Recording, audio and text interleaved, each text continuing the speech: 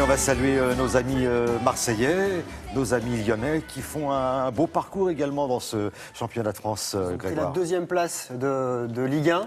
C'était la dernière journée avant la trêve et ils terminent avec 5 buts, 5-0 carrément face au Espagne, Bordelais. c'est la Manita. Exactement. Ça s'est très bien passé pour donc, ces Lyonnais. On regarde tout de suite ces buts, les derniers buts de 2014 sur sa pelouse. Lyon ouvre le score en fin de première mi-temps par Alexandre Lacazette, servi en profondeur par Fekir. C'est le début de la fête des Lumières pour les Lyonnais. À la reprise, Tolisso trompe Carasso pour le 2-0.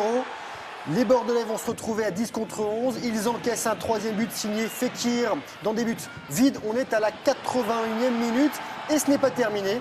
Le calvaire des Girondins se poursuit 3 minutes plus tard avec le quatrième but signé Ferry, sans coup férir. Et enfin Lacazette qui avait ouvert le score s'offre lui un doublé. 5-0 score final. Bordeaux n'avait pas connu telle défaite depuis 1974. Bordeaux est 6e, Lyon est 2e devant le PSG et derrière l'OM. Les Marseillais, champions d'automne après leur victoire 2-1 face à Lille.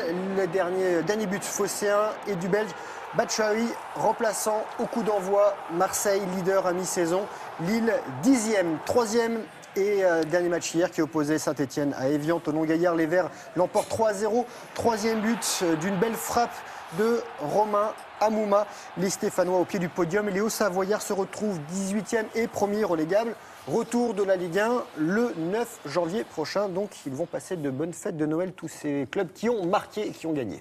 Du ski nordique à présent. Du ski nordique avec des Français pour qui ça va bien. Avec un Jason Lamy-Chapuis qui retrouve les sommets, Martin Fourcade qui retrouve sa première place du podium et Anaïs Bescon qui, elle, monte sur le podium. On regarde ce qui s'est passé pour Jason Lamy-Chapuis. Regardez, après des JO de Sochi ratés, une 7e place en grand tremplin, 35e entier, 4e par équipe, Jason Lamy-Chapuis a remporté l'épreuve du combiné nordique de Ramsau en Autriche. C'est sa première victoire sur le circuit de Coupe du Monde depuis un an. Le champion olympique 2010 remonte à la 4e place du général.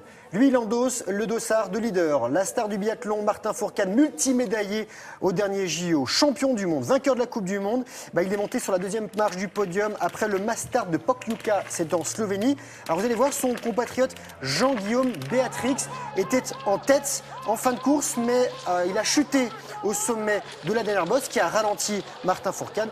Et Béatrix, lui, termine 5e.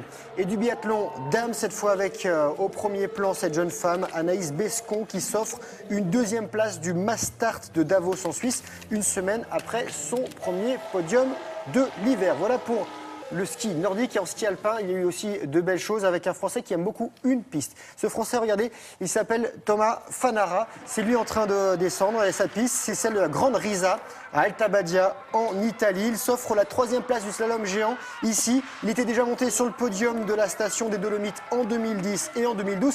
L'Autrichien Marcel Hirscher, lui, s'y impose pour la 3e fois. Et pour terminer, on va saluer la belle 10e place de Marie Marchand-Harvier sur le Super G de Val d'Isère en Savoie. C'est sa meilleure performance de la saison. Victoire de l'Autrichienne Görgel. Et pour être complet en sport, sachez que les Norvégiennes ont remporté l'Euro de hand devant les Espagnols. Je rappelle que les Françaises, elles, terminent 5e.